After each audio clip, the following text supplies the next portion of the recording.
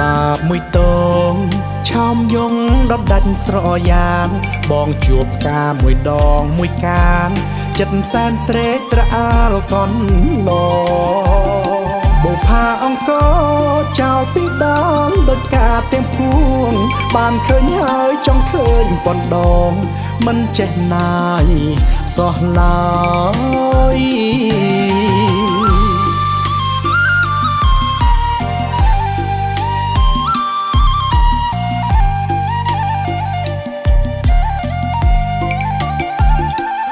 ឡាពណ៌លឿងផ្កាស្រុកយើងចិត្តស្មងភាំងក្តីរះតែសាសងមិនប្រុសស្រីកែវចរណៃផ្កាមាសទឹកដប់បងជាទេសចរបានជួបកែណអង្គពិភពការមួយតងដែលបងបានជួបចង់ជួបមួយជីវិត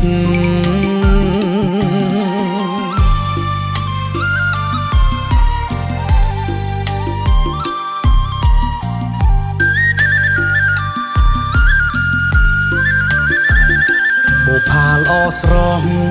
សម្រស់ធម្មជាតិពិតបងសរសើរអង្គពីដួងចិត្តគ្មានគំនិតបញ្ចូលទេ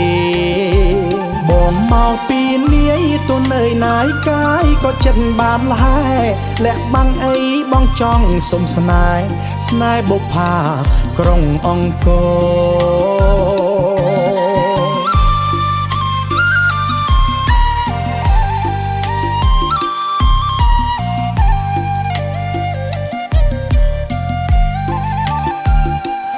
ឡាបកំសត់ចិត្តរៀមរន្ធត់ក្រៃណាមួយថ្ងៃទៀតបងឃ្លាតជីវ៉ាឃ្លាតបុផាបងទៅបានស្គាល់ស្នេហ៍បានយល់ចិត្តរួមរិទ្ធអរាអស់ចិត្តកង្វល់សង្ឃឹមថ្ងៃបងនឹងវិលជួបនិមលលោកស្រី